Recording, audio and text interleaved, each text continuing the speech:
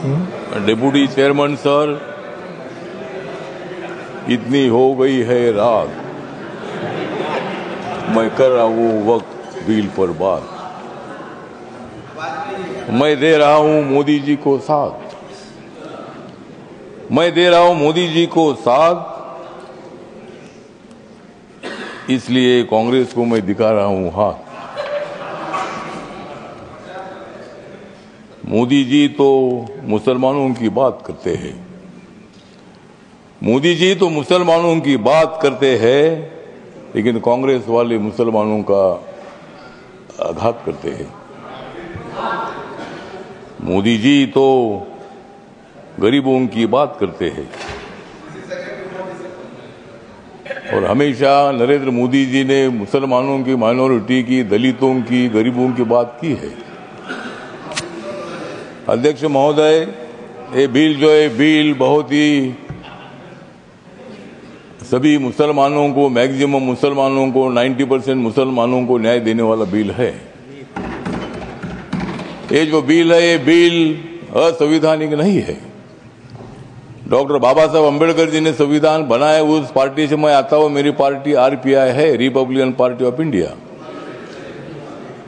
और मेरी पार्टी मोदी साहब के साथ, एनडीए के साथ है। ये जो बिल है, बिल मुसलमानों पर आज तक अन्याय होता रहा। Congress party divide and rule की पॉलिसी करने का काम करती रही और मुसलमानों को, दलितों को न्याय नहीं मिलता था।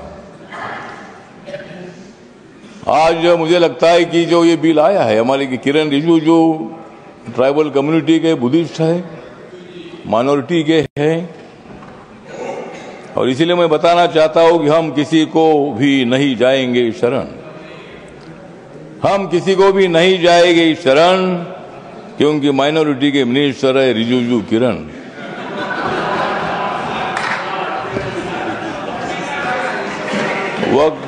वक्त बिल का हम करते हैं स्मरण, वक्त बिल का हम करते हैं स्मरण, लेकिन अपोजिशन को हम करा देंगे हरण।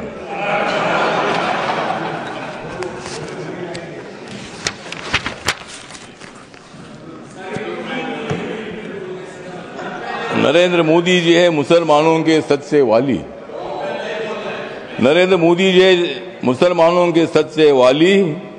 खरगे साहब बजाओ जोरदार ताली।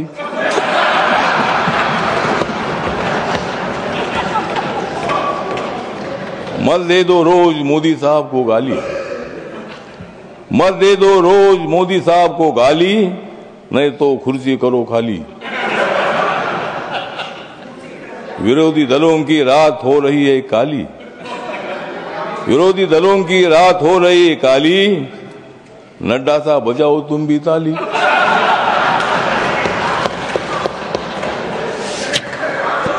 तो ये जो बिल है, ये बिल बहुत ही परिवर्तनवादी बिल है। ये बिल हिंदू, मुसलमान, सिख, ईसाई, बुद्धिस्ट लोगों को जोड़ने वाला ये बिल है। ये जो बिल है, ये बिल असंवैधानिक नहीं है, जिस तरह आप बता रहे खरगे साहब। संविधान बाबा साहब ने लिखा है, आप भी बाबा साहब के अनुयायी है, मैं भी अनुयायी हूं। और आप जिस कांग्रेस पार्टी में, खरगे साहब, जब कर्नाटक में आपको मुख्यमंत्री बनाने का मौका आया था, तब उन्होंने नहीं बनाया आपको, और मुझे भी मंत्री बनाने का मौका आया था, आपने मंत्री नहीं बनाया, मैं इसलिए इधर आया। मैं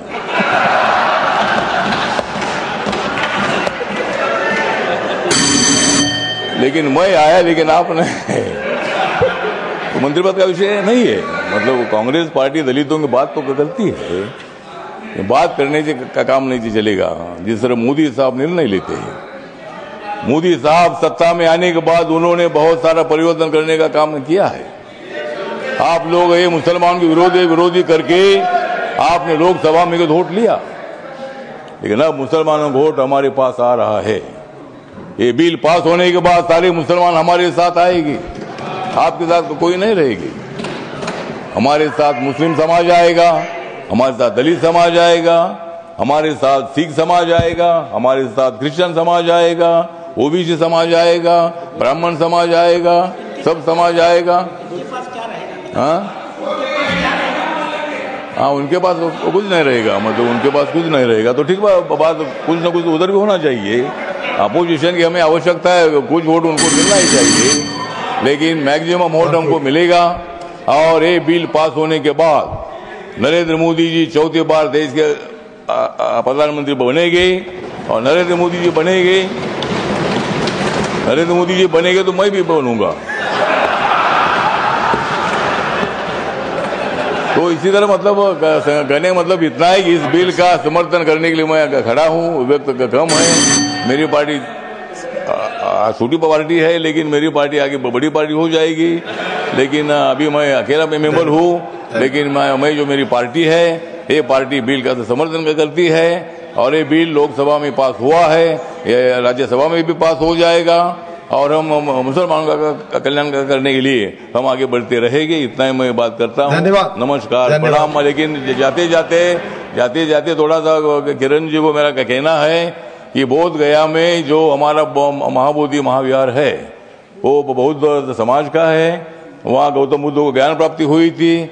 वहाँ लगातार 50 दिनों से आंदोलन चल रहा है, और वहाँ का जो ट्रस्ट है 1949 का कानून है, उसमें 4 हिंदू है और 4 बुद्धिस्ट है। तो वहाँ के बौद्धों की मांग ऐसी है कि भाई वो सभी मेंबर अपने होने चाहिए, अगर सरकार कर सकते हैं। धन्यवाद, करिए, इतना मैं बताना चाहता हूँ, और इस बिल का समर्थन करता हूँ। धन्यवाद।